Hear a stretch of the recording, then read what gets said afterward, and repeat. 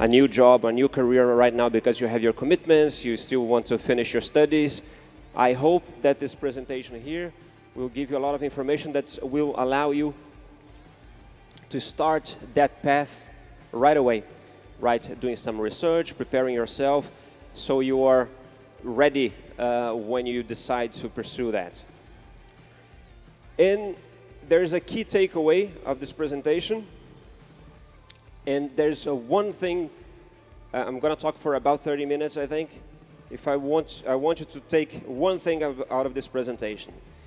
It's I want to open your mind, right, about working in sport.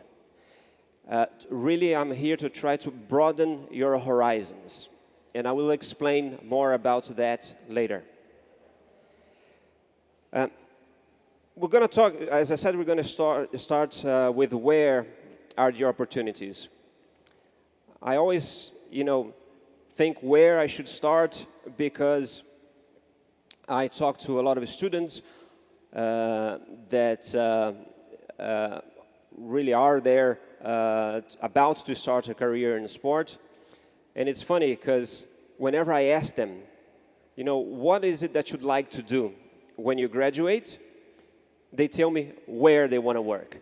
So I said, no, but I want to know if you want to work in marketing, is that communications, is that operations, is that events, is that legal or whatever? And they tell me, I want to work at FIFA, at UEFA, at the International Olympic Committee, at CAF, or whatever, right? And, probably, and we talked about that in the panel last night, you need to start the whole journey with a self-assessment. You, more than anyone, need to know what you're good at and what is it that you'd like to do. Because, when you choose what to do, it doesn't matter where, you can transfer. It's much easier to, once you start doing what you would like to do, for you to actually go to another place where you'd like to work, then the opposite. You go, I have this position in this nice company or that club or whatever, and then you start there, but doing something that you're not really apt or doesn't really enjoy. Sometimes it's a good strategy for you to just have a foot at the door, and then you kind of can move inside. But sometimes you actually get stuck doing, for instance, you get a sales job, and then you're going to be doing sales kind of for the rest of your life. Obviously, there's always opportunities to change, but think about that. Now, however, I am still going to start with where the opportunities are. I think that's a good place to start this presentation. Now, before I tell you where they are, I'm going to ask you, and I'm going to try a mind reading, a Jedi trick here, so I'm going to try to read your mind. Please, if I ask you, where is it that you'd like to work? I want to thank you for a second, right? And then, have you? Are we awake? Yes? Okay, good. Who thought of a sports team or a football team at heart? Good. Who thought of a governing body, CAF or FIFA or a federation? Yeah, many other people here. And maybe an event like the Olympics or Formula One. Okay. So I think I got most of the room right. Because there are, I think, 5 areas where people immediately think of when they're thinking about where to work in sport. First, we have clubs and teams, right? I started there with, I think, 2 Egyptian teams. Then there's Santos, my team. But we're talking about the Lakers or baseball teams or American football or whatever. The other one, and I'm guessing that will be at least 90% of people here will be covered by these 5 areas. are the governing bodies, right? So you have a National Football Federation or an Olympic Committee. Then you have at a continental level as well, like CAF, or in this example, the European Volleyball Confederation, or FIFA, or World Athletics. You have leagues, is the third one, and we're talking about football leagues or basketball like the NBA or La Liga that was here and others. Events, as I mentioned. Then we're talking about Olympics, Formula One, you know, the Wimbledon or other tennis tournaments, the UFC, the World Cups, for instance. And sports brands, right? So Adidas, Nike, and others. A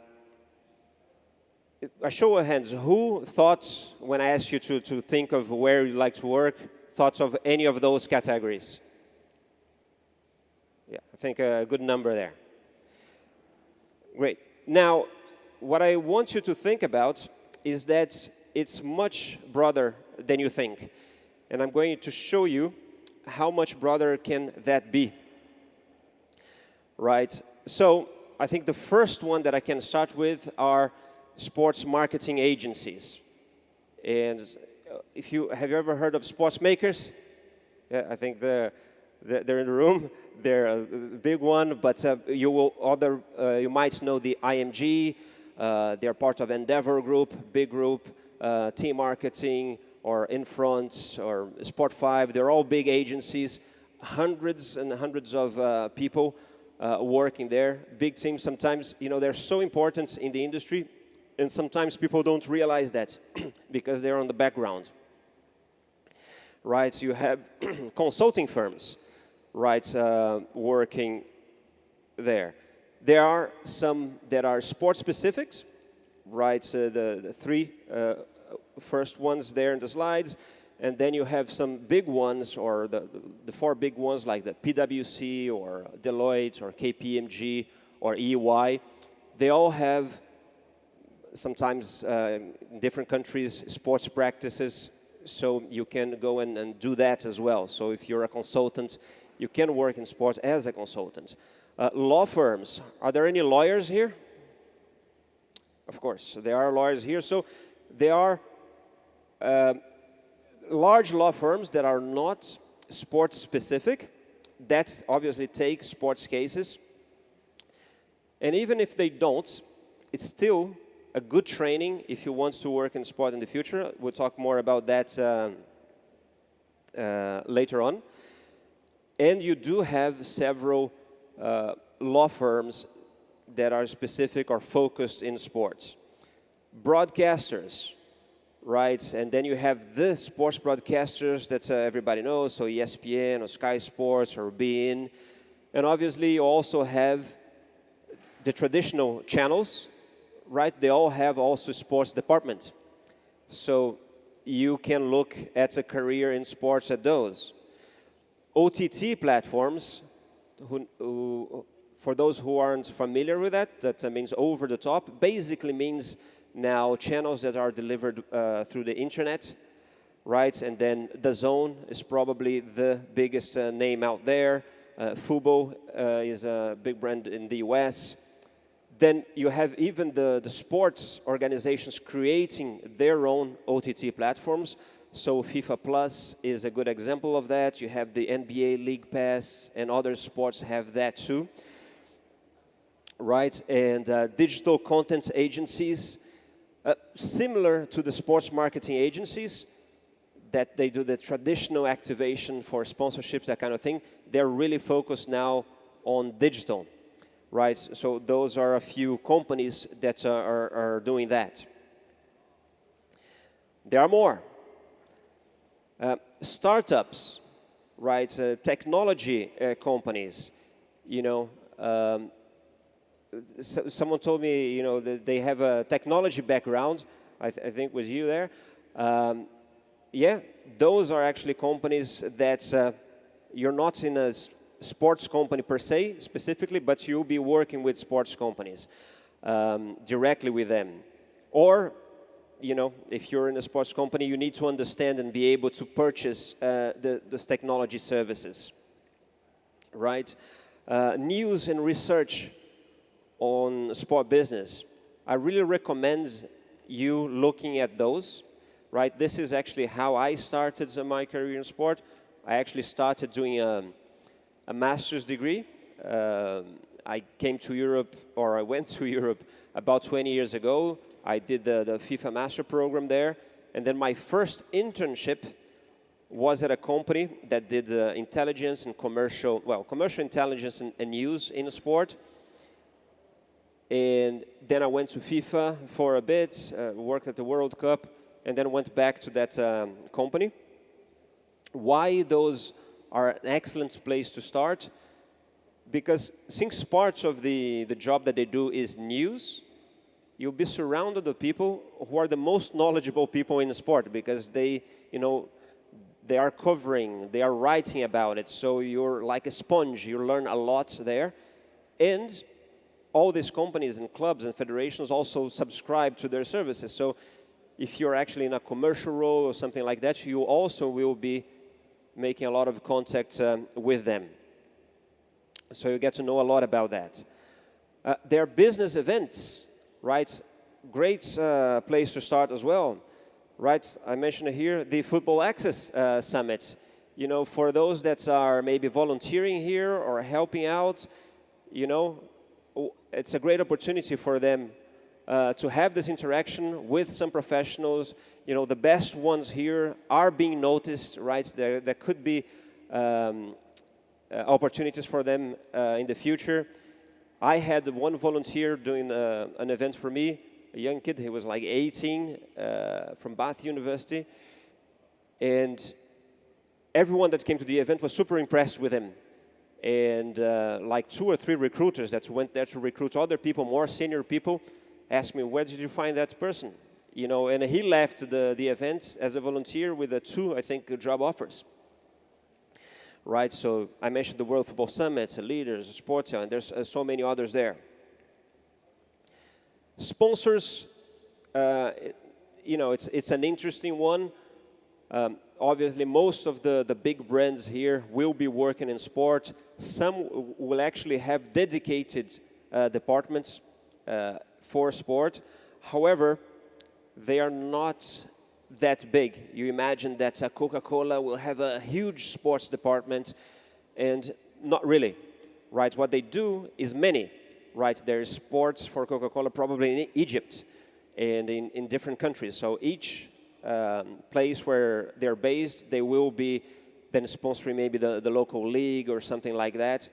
But even if you take their headquarters in Atlanta, it will be a small team taking care of their big deals with FIFA, with the Olympics, and with others, right?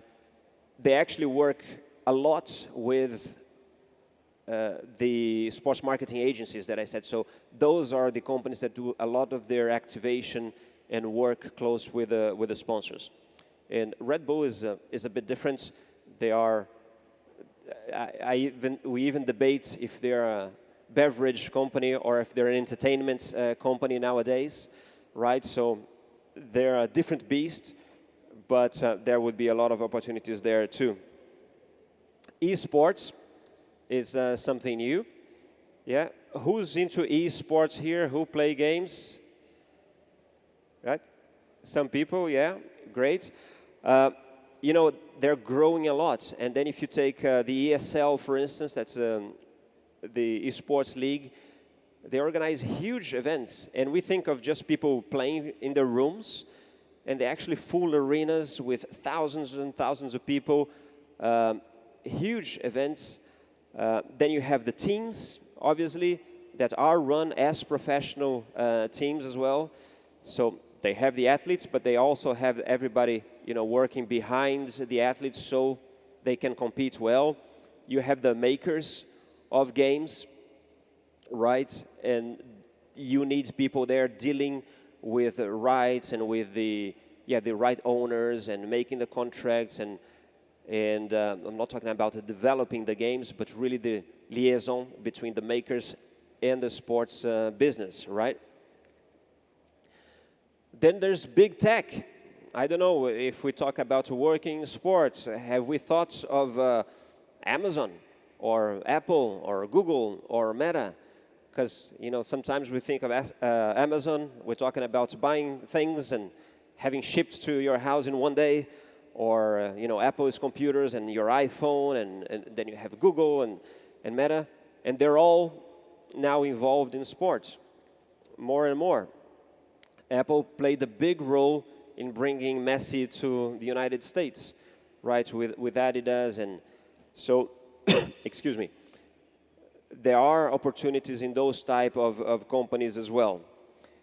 In betting, I don't know if betting is legal here in Egypt. It's not in Brazil either, but I mean, it is a big business outside in many other countries.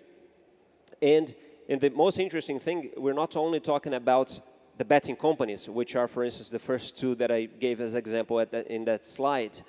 Then you have companies like Sportradar and Genius that, they have a business to help. For part of the business that they do many things, but part of the business that they do is help federations or other governing bodies monitor and track the integrity of games, because obviously betting is a serious topic and could be dangerous, and match fixing, that type of thing. So now you have a whole new business created because we need to monitor that and make sure that we keep integrity of sport. So what are then the roles and functions in sport? I will separate here, I think I mentioned that yesterday, on two areas, right? One that I call on the pitch, and then off the pitch. I'm going to focus more on off the pitch. This is what we do at I Work in Sport, and many of these, normally when people are studying in master's degrees, or they're doing the CIS program, or the ELSCA, right, which is a partner of the event here, there's a lot of that's focusing off the pitch. But let's start then with on the pitch. Obviously, everything starts with the athlete. Without the athlete, there's no sport. They are the center of the sport. They need to be trained, so we need coaches. Coaches have assistants. There are physical trainers. There are scouts finding the talent. There is a statistician or data analyst. So you need to kind of understand the job and the sport to work with that. There's a whole part of the company that creates those softwares and commercialize that. But then you have the people that are from the business, or sorry, not from the business, from the sport, that understand that data analysis and apply that. And then doctors and psychologists and everything that is linked to performance, I call on the pitch. And then you have what I call off the pitch, so not performance related, right? And so we start, in some countries, for instance, it can be very political. Presidents of clubs or obviously of federations and things like that are elected, right? And then VPs and all that. So you have a political side of the sport. Then you have the executive side of the sport, and all the C's there: CEO, the chief financial officer, marketing officer, chief commercial officer, and so on and so forth. We have agents. I put there off the pitch because obviously there are no athletes, and it's kind of in between. You wouldn't have an agent, working at sort of the club or at other companies. There are obviously agencies, right? Big agents create their own company and make that a business. So if you are a player agent, you do that, but a bit separate of the rest of the structure that I'm going to talk about. And then you have a bunch of roles that you find everywhere else, any other company. tech company, finance, wherever, you will have, for instance, HR. We had a panel here yesterday, and I think all of them, or at least two of them, started working in sport last year. They came from a different industry. We're going to talk about that transition in a second. So there are many functions that you will find anywhere else where you can. That's what I said. That's why I said at the beginning, maybe think of what you'd like to do. Do you want to work in finance, in HR, in legal? Maybe do that first before even thinking of migrating, because the sports company will hire you, even a football club or whatever, for their HR or finance or whatever, not if you're a fan of the sport or the club, is if you can do your job, right? So you must have that good training. So legal department, communications, right? And digital, obviously, communications as well, marketing, partnerships, right? Commercial, so that involves partnerships, sponsorship, sales, tech and innovation. This is obviously something very new, and sports organizations are investing in that. They need professionals that understand that area, right? Because suddenly, you know, from a few years from now there's NFTs and now generative AI and all that kind of thing. How do we monetize that? How do we convert that? How do we engage our fans through that, right? They need to invest in people who know about it, right? Then obviously competitions. Now starting here, there's a few bullet points there that are probably more specific to sports that you won't find everywhere else. Competitions is one. You need to, for that, you need to understand the sport. So here we're talking about football. Football is kind of easy because everybody watches football and really understands what it is. But imagine that you want to work for the canoeing federation, right? And then they need to create a track for the race in the Olympics or whatever. You need people who know the sport to be able to evaluate and work in the competitions and plan how, you know, the selection will be made and all that, right? That's very specific. Event operations is one that's obviously sometimes you can come from other types of events. It could be concerts or fashion shows or whatever. You can transfer those skills to sports as well. But this is one that would require some sports knowledge. Community manager is another interesting role that you find in sports. Imagine international brands, teams, Manchester United, you know, they have many more fans outside Manchester and outside England than there. But they still they pay attention to their local fans, to their community, they collaborate and do some social work there as well. So this is the kind of thing that you could be thinking of whenever you're thinking of approaching, say, a club. And product. I mentioned Adidas, I mentioned Nike. You know, what they do. We think about sports marketing, them hiring, you know, them having contracts with Messi or Ronaldo and, you know, doing all those sports marketing stuff. But all starts with the products. What they do is they, you know, hire those as ambassadors because they need to sell shoes or shirts or whatever. So, you know, they need people to design and make those products, and there's many more things. So as you can see, there's a lot there to unpack.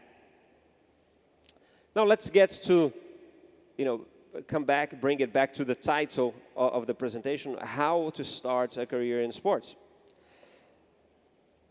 There's a few ways. I'm going to touch on them briefly, and I'm going to start with education, right? And when we talk about education, we're talking about formal education and informal. I think you should pay attention to that too. And formal is obviously courses that you take. For instance, it can be online, it can be master's degrees and all that. You know, those are very important. but doesn't mean that you need those specifically to get a job in sport, right? I think education is much broader than that. You know, when people ask me, João, specifically about the FIFA Master, for instance, which I did, was the best thing I did. Well, I used to say it was the best thing I did. Now, since I got married, I say that's the second best thing I did. But professionally, I can say it was to start to come or to go to Europe and study there. Was great, opened my mind and created a lot of network. Was incredible journey, but it's not just about the job, right? Because there's cheaper ways and faster ways for you to start working in sport. There's a lot of people that come and invest a lot of money and time, and they will finish and will still get an internship. When I finished, I went and I got an internship in London, you know, being not very well paid at all. So I kept kind of investing, right? But if you're interested in and then sharing that international environment with people from all over the world, having those field visits, and obviously networking there helps a lot, then you should think of that. And informal as well is something that you should pay attention to. Because the fact is, everything that they teach at Harvard, you can find on your phone, right? Nowadays, knowledge is a commodity, and you have access to that. All the knowledge of the world is in your pocket, right? Obviously, when you do a course, they help you, you know, go in the right place, and they will help you learn much, much faster. But the reality is that if you follow some, you know, podcasts and read some things online and signing up to newsletters and all these kind of things, you will also be learning. That's super important for you. There's some recruiters in sports that's one of their questions is, what newsletters do you subscribe to? So they will know if you understand the market, right? So there's a lot of knowledge out there. Experience, right? How to get it. And the tricky thing about, you know, starting in sport is even when you apply for a beginner position, introduction level there, sometimes they require, we need some experience, a year experience or something like that. But then you ask yourself, well, but this is my first job in sport. How would I get that experience? So if you don't have any experience, how can you start if they're already, right, asking you for some experience? The two ways that you can do that, obviously some internships, right? Go and look for those. You know, sometimes they are unpaid, but I think they're worth it. It's something that you will put in your CV, you will have some context, you will have some experience. Then when you go for the first maybe paid job, you already have something to show for. Volunteering is very specific to events, right? A great way to start as well. So as I said, I already gave the example of someone that volunteered with us and got the attention of some recruiters that were there. But just the people volunteering here are definitely learning, are benefiting from this experience, show that they're interested in working there, in sport. Work outside sport is something that I mentioned before. The panelists here yesterday just started working in sport now. They were in another area working at HR. If you're in a different legal firm, you can be transferred. You know, sometimes sports organizations will actually prefer to bring people outside from sport, because sometimes, you know, they have everybody there kind of thinks the same, they're fans and whatever, and they want to bring another perspective. You will see a lot of big sports organizations now looking for people that worked at Disney or other industries, right? So working actually outside sport, if your goal is to work in sport, it doesn't have to be the first thing that you do. Maybe go get experience somewhere else. Consider that. There's obviously online search, and there's a few places that you can look at.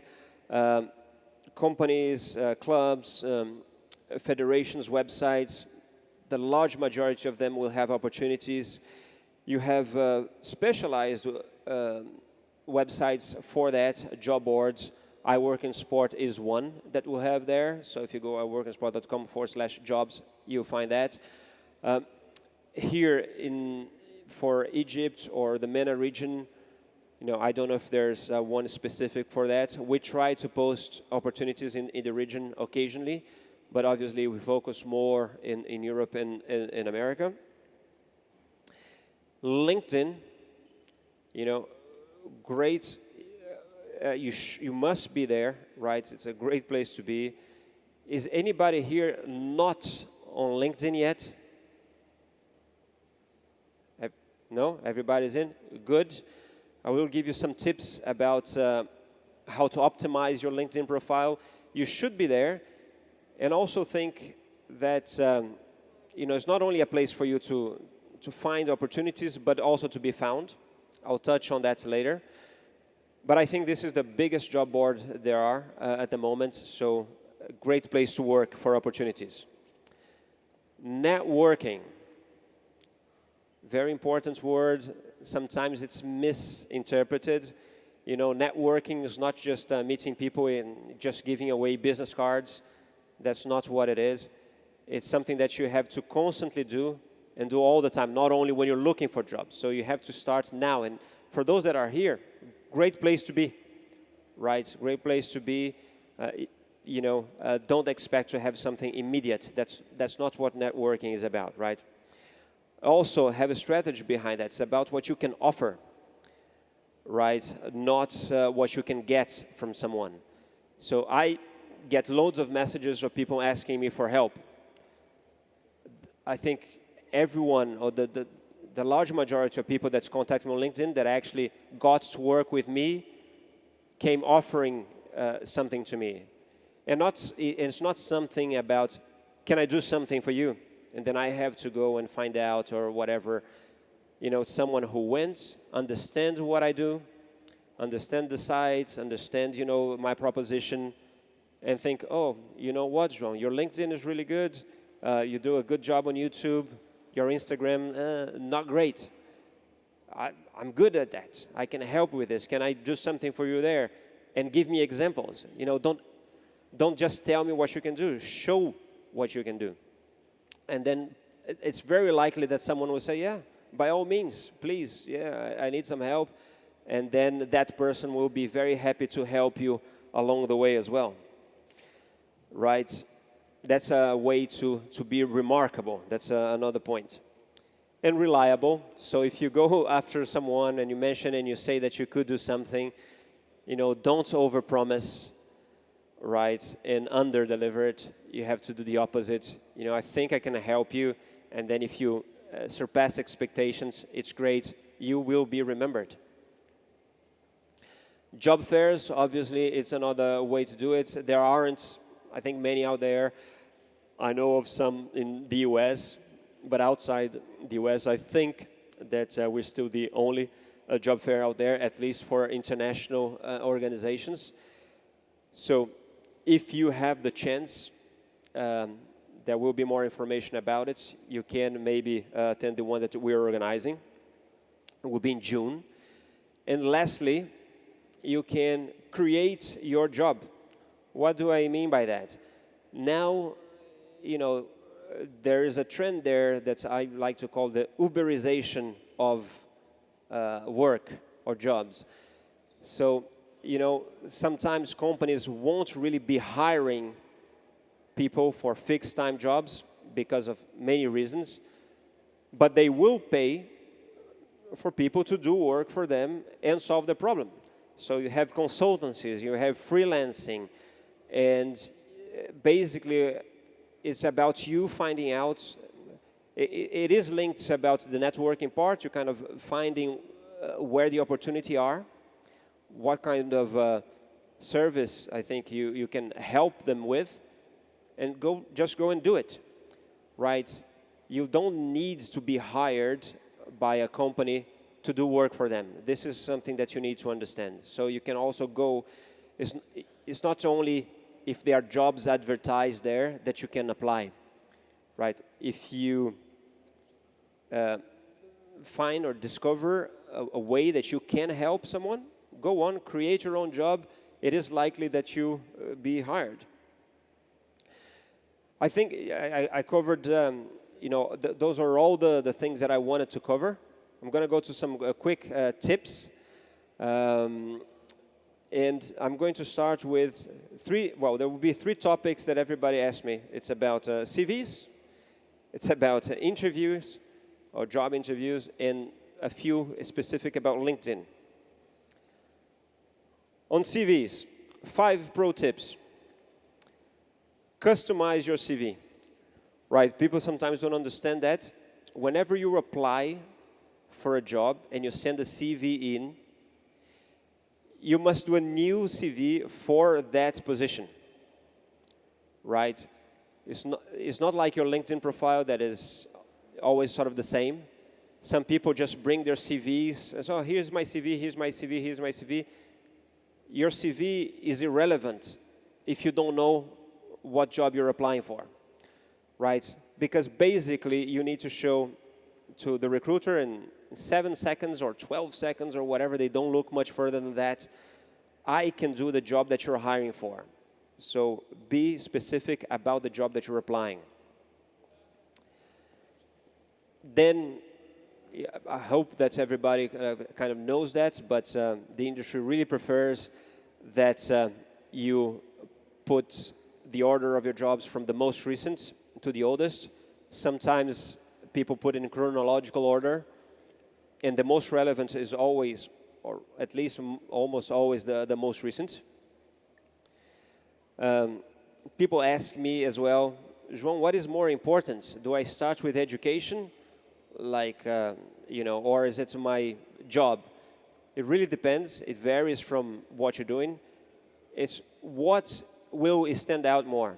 Obviously, if you're just students and you're finishing a good program and you just have a few sort of internships, and what you think will help you, will be more helpful for you to get a job is your education, you start with that. But if you already have some experience, a couple of years onwards, probably you should start with your experience first. No typos. There's no excuse anymore, right? ChatGPT, as was mentioned here, will help you solve that problem and pass that through. If you send out with typos, we'll just show that you're lazy. And don't worry about having to include everything. I can't fit everything here, or should I tell everything that I did? Again, no, you should actually put the things that are important for the job, right? It's nice maybe to let them curious. They want to know more about you. If not everything is there, sometimes it's an advantage, right? And the important thing that you need to understand also about your CV, so you have that in mind, that the CV is not for you to get a job. It's for you to get the interview. So let's go to interviews quickly. First pro tip, look for tips on the internet. The other tips that I'll get here, obviously comes from talking to some people, but I did my own research, and there's no excuse for you not to do a lot of research. So there will be a lot. You see, prepare yourself there once. I think will appear another 2, 3, 4 times, because prepare is the key word. So look for many more tips on the internet, not only these 5. I think you should definitely research the company, right? You cannot go to an interview without knowing the company well, what the company wants with the job that you're applying for. Right? It's not, sometimes people go to interviews and focus on talking about themselves only, sort of what they did. and has a lot to do with what they can bring to solve that problem that they're hiring for. So focus on that, right? Focus on what you can bring to the company, right? This is a bit what I just said. You know, people sometimes think that the most important reason why a company should hire them is because they're passionate. They love it. You know, this is all for me. Alarle, you know, I would do anything to work here. Or Zed, you know, this is my dream. Or, you know, it's not about you. It's about them, right? So it is your dream to work there. They don't care, right? They care about what you will bring to them. So focus on that.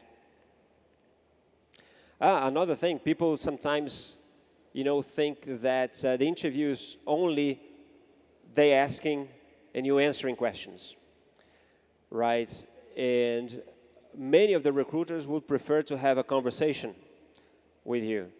So once you did, you know, your research, prepare some questions, right? Even if it's not really a conversation during the interview, because they take it as just a Q&A. At the end, they will certainly ask you, do you have any questions? And the worst thing you can do there is say, no, I'm good. I think we covered everything.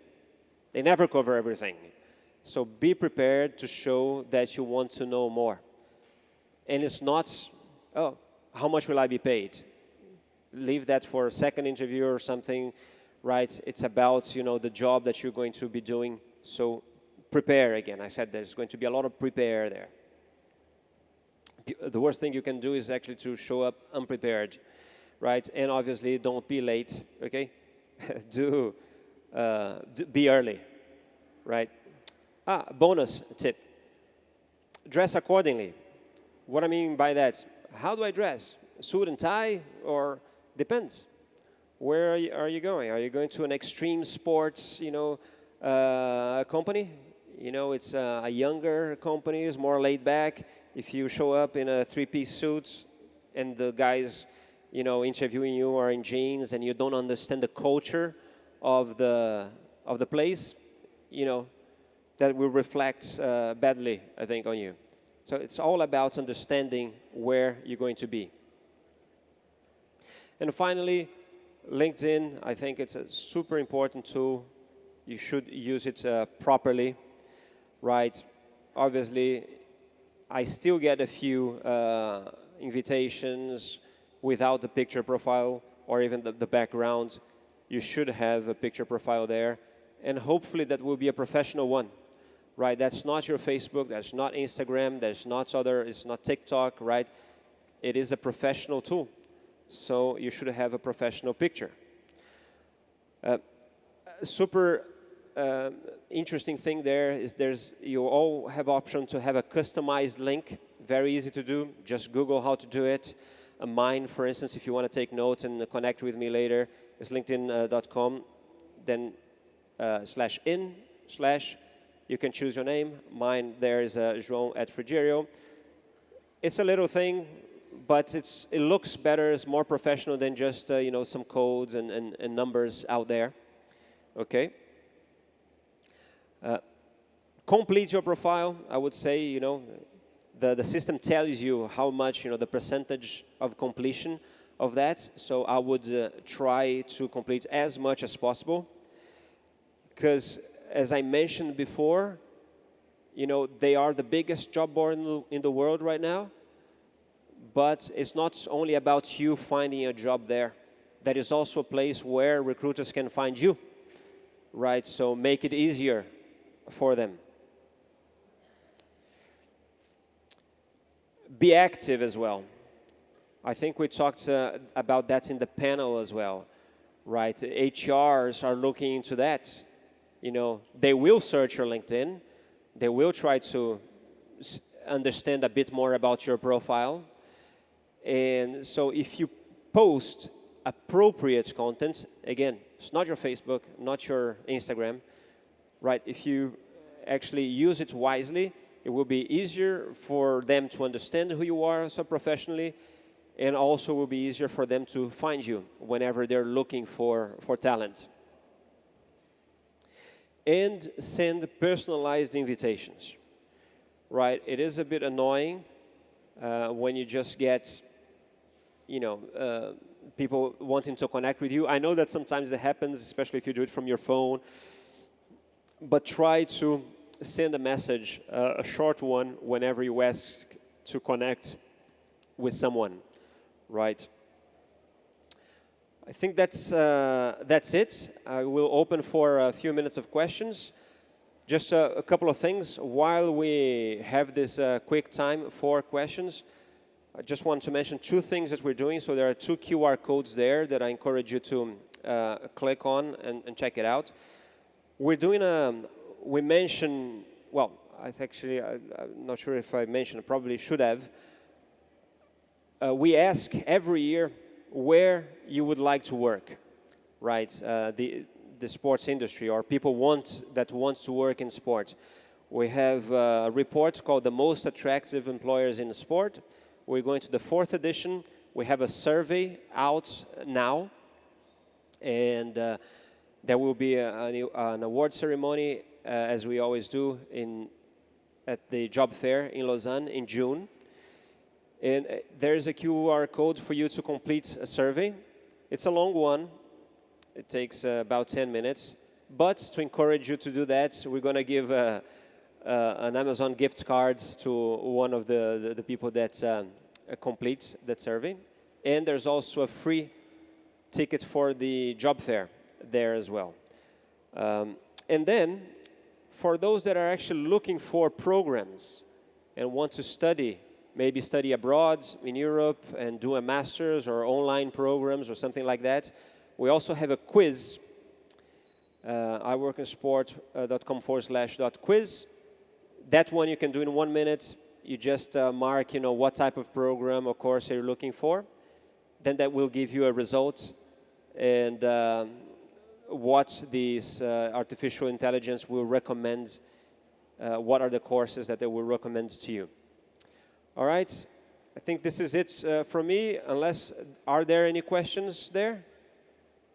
I know I had a few before the events, but maybe you already answered them.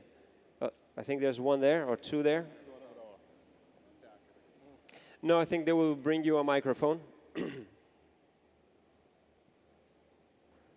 First of all, thank you for those wonderful insights.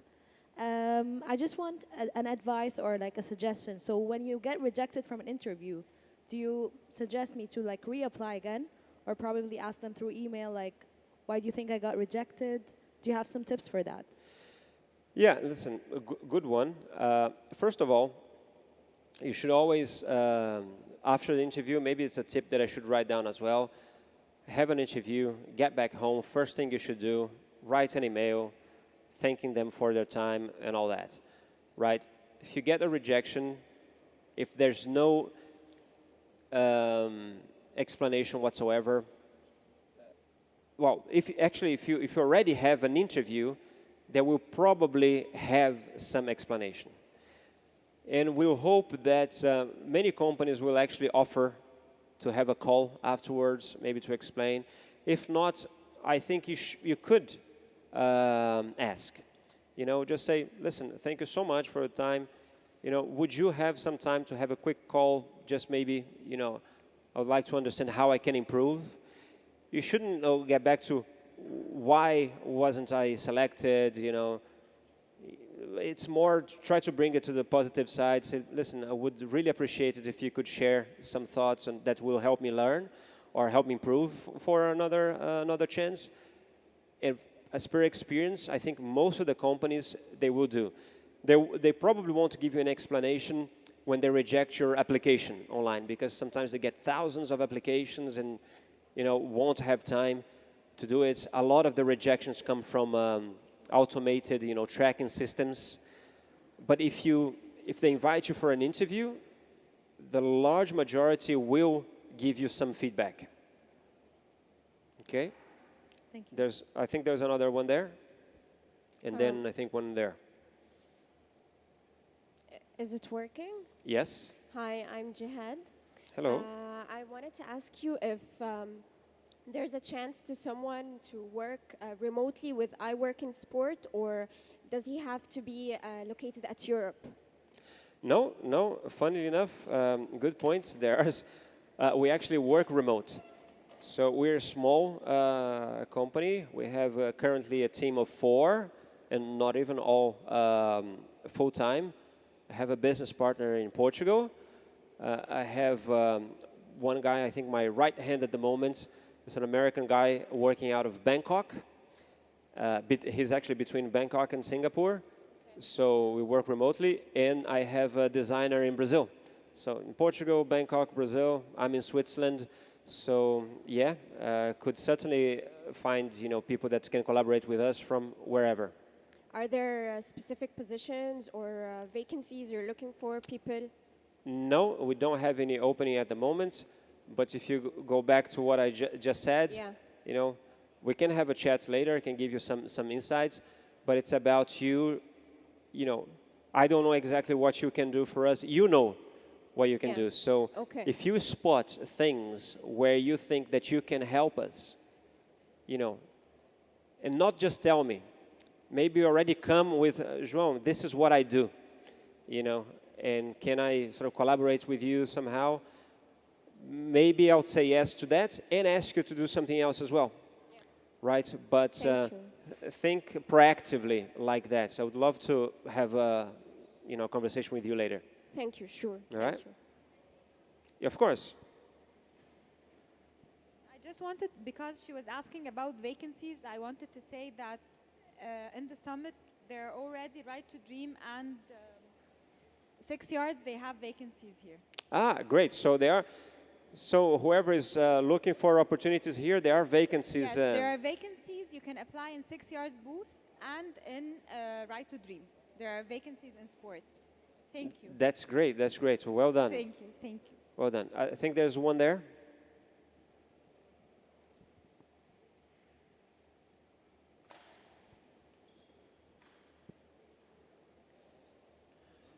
Thank you, Joe. My name is Ahmed. Hello. You mentioned that you will talk about how to make the transition if I work in a different industry Yeah. regarding football. So now I'm in the process of transition. I made some volunteering activities, and I'm going to study the FIFA CIS program. But Are how you can- are you studying the CIS program? Yes, 1st of March. Okay. Cool. Yes, but how can I make my transition and transfer from my industry to another one, sports specifically, without making some disabilities in my life balance? What is your industry? Telecommunication. Telecommunications. Yes, What do you do there? in the customer care and commercial services. They have the same job in everywhere that you work in sport. So that's the type of thing. If you just want to kind of follow that path in a sports environment, I think it's an easy transition, right?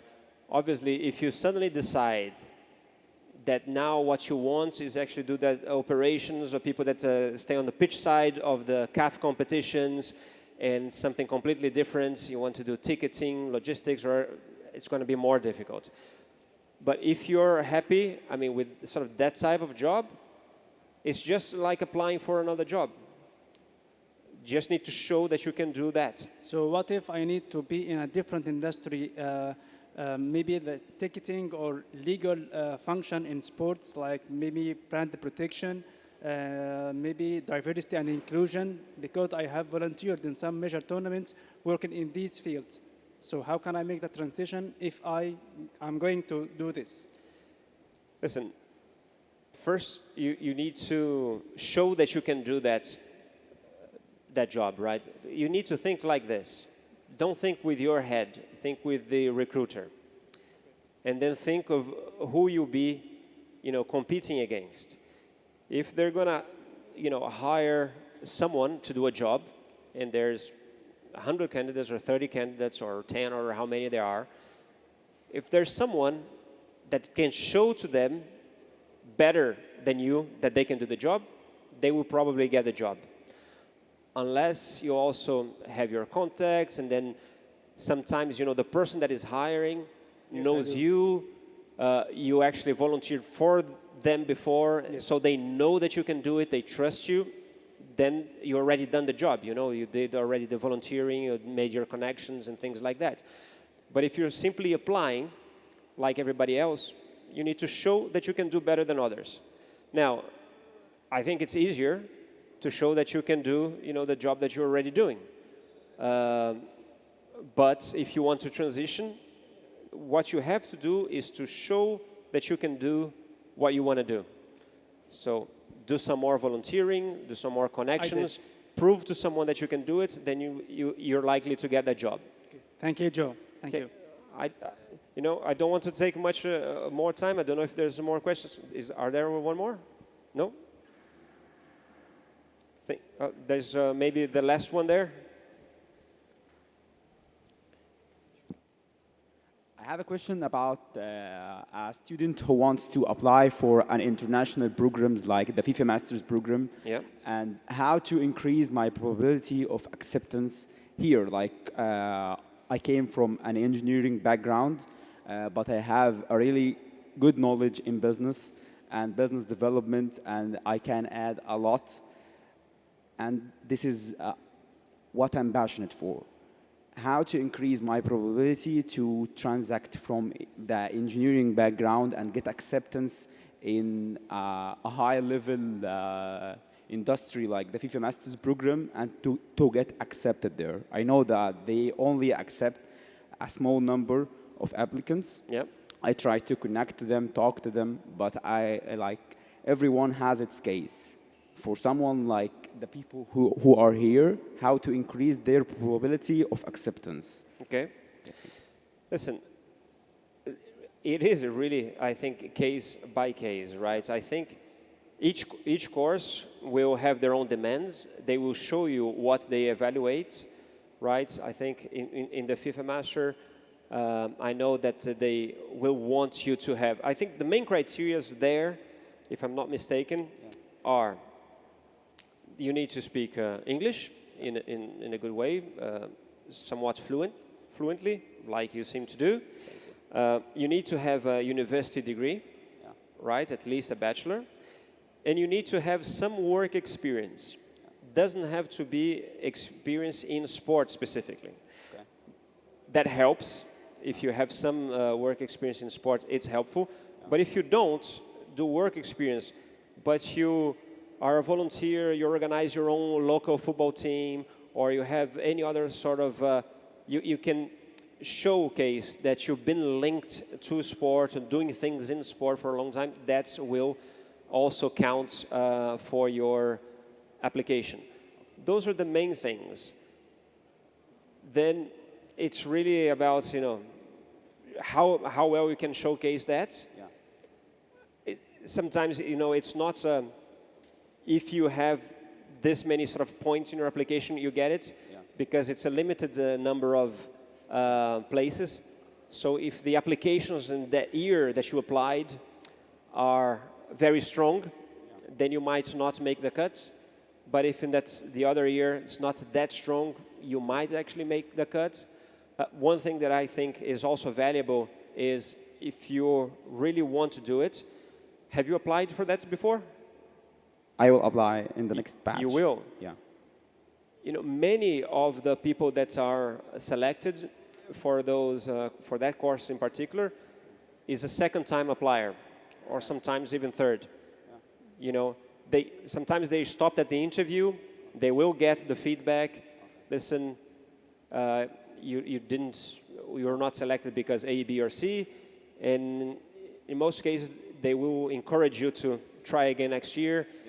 And sometimes even like being that second-time applier also shows that you're very interested. Okay. So sometimes it's you know, a kind of long-term plan as well. So think of that in a 2 or 3 year process too. Okay. Thank you so much. All right. Thank you. Listen, I think, you know, we could talk about that all day. I will be here for a few more hours. So if you want to talk later, yeah, I'll be happy to chat with all of you. As I said, if you go there, take the survey, take the quiz if you're looking for courses. Shukran. And if you want to check out about the job fair, there's the link.